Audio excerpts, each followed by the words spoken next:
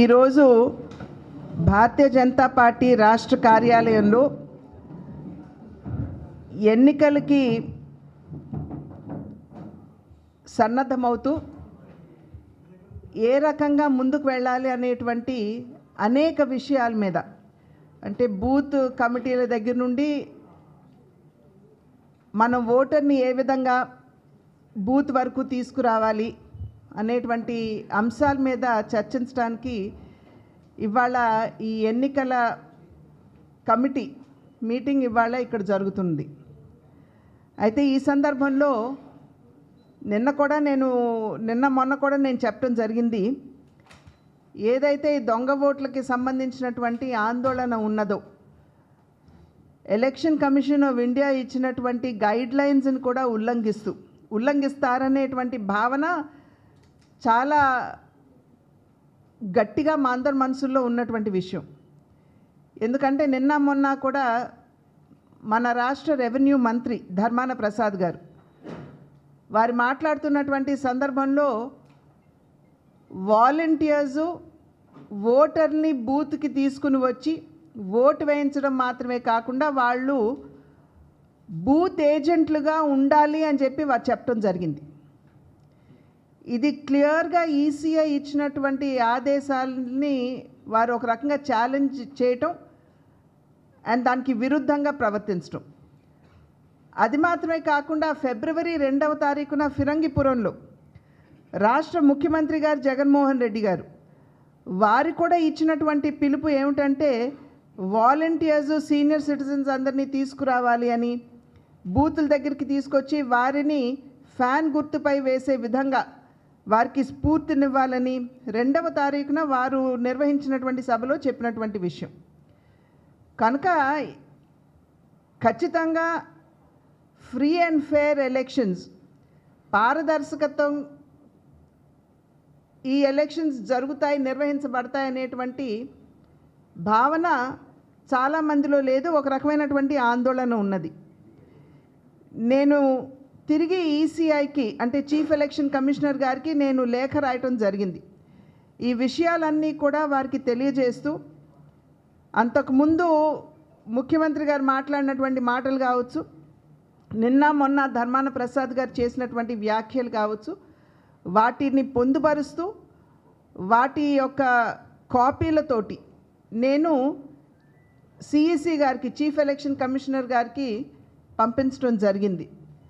కనుక ఇవాళ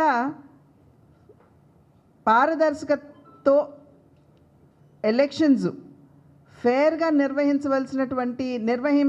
చేయవలసినటువంటి బాధ్యత ఇవాళ చీఫ్ ఎలక్షన్ కమిషనర్ గారి మీద ఉన్నది అని చెప్పి మేమందరం కూడా భావిస్తున్నాం.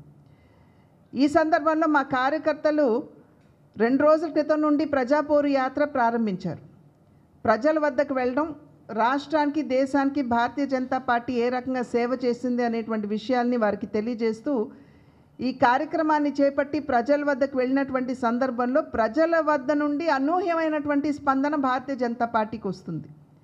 నరేంద్ర మోడీ గారి నాయకత్వాన్ని ప్రతి ఒక్కరూ కూడా స్వాగతిస్తూ ఆశీర్వదిస్తూ, ప్రత్యేకించి 500 సంవత్సరాల కళ ఏదైతే ఉందో, అయోధ్య రామ మందిర నిర్మాణం ఏదైతే ఉందో ఆ కళని సాకారం చేసినటువంటి నేపథ్యంలో అంతటి సమర్థవంతమైనటువంటి పాలన, అవినీతి రహిత పాలన, వారసత్వ నేపథ్యం లేనటువంటి పాలన దేశానికి నరేంద్ర మోడీ గారు అందించినటువంటి సందర్భంలో ప్రజలందరూ కూడా బాగా భారతీయ జనతా పార్టీని ఆశీర్వదించాలి అనేటువంటి భావనలో ఉన్నట్లుగా కార్యకర్తలందరూ దగ్గర నుండి మాకు వచ్చేటువంటి ఫీడ్బ్యాక్.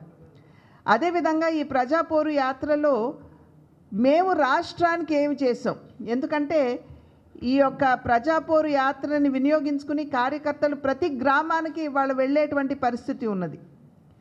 కనుక ఆ నేపథ్యంలో ఆ గ్రామాలకి మన దేశం మాత్రమే కాదు, రాష్ట్రం మాత్రమే కాదు, ప్రతి గ్రామానికి వందలాది కోట్ల రూపాయలు ప్రతి గ్రామంలో, అది ఉజ్వల గ్యాస్ కనెక్షన్ కావచ్చు, ఇళ్ల నిర్మాణం కావచ్చు, మరుగుదొడ్ల నిర్మాణం కావచ్చు, ఉచితంగా రేషన్ ఇవ్వటం కావచ్చు, లేకపోతే ఉపాధి హామీ కింద అక్కడ జరిగినటువంటి పనులు కావచ్చు. కనుక ప్రతి గ్రామానికి కూడా ఇవాళ వందలాది కోట్ల రూపాయలు కేంద్ర ప్రభుత్వం నుండి అక్కడ అభివృద్ధి కార్యక్రమాలకని చెప్పి వచ్చినటువంటి నేపథ్యం.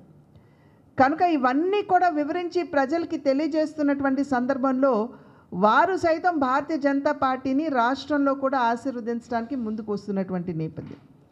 కనుక ఆ విషయాలన్నింటినీ కూడా చర్చించుకుంటూ మనం ఏ రకమైనటువంటి కార్యాచరణతోటి ఎన్నికల దృష్ట్యా మనం సంస్థాగతంగా మన బలాన్ని బేరీజ్ వేసుకుంటూ మనం ఓట్లు ఏ విధంగా తెచ్చుకోవాలి అనేటువంటి విషయం మీద ఇవాళ దృష్టి సారించి ఆ విషయాలన్నింటిపై ఇవాళ చర్చించడం జరుగుతుంది.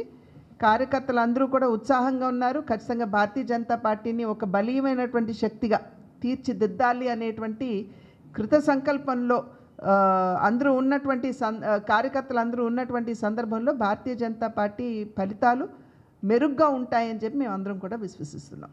మేడం, మీ మిత్రపక్షం జనసేన వాళ్ళ బీజేపీతో కలిసి సీట్లు సర్దుబాటు చేసుకుంటుంది, టీడీపీతో కలిసి సీట్లు సర్దుబాటు చేసుకుంటుంది, దీని మీద మీ కామెంట్? అవును, వారు మేము పొత్తులో ఉన్నామని చెప్పి వారు చెప్పుకున్నారు కదా, సో వారు డిస్కస్ చేస్తారు. మేమైతే నేను ప్రతిసారి చెప్పినట్లుగా పొత్తు మీద నిర్ణయం అన్నది మా అగ్రనాయకత్వం చేస్తారు.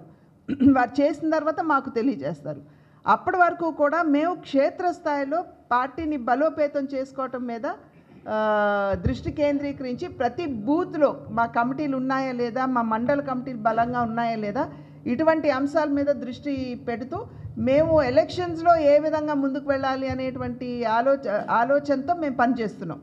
పొత్తు మీద నిర్ణయం చేసిన తర్వాత మా అగ్రనాయకత్వం తెలియజేసిన తర్వాత ఆ తర్వాత మిగిలిన విషయాలు మేము ఆలోచిస్తాం.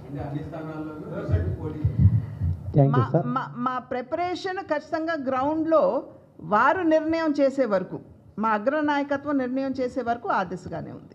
మరిన్ని వీడియోస్ కోసం ఛానల్ ని సబ్స్క్రైబ్ చేయండి, లేటెస్ట్ అప్డేట్స్ కోసం వాట్సాప్ ఛానల్ ని ఫాలో చేయండి అండ్ లింక్ డిస్క్రిప్షన్ లో ఉంది.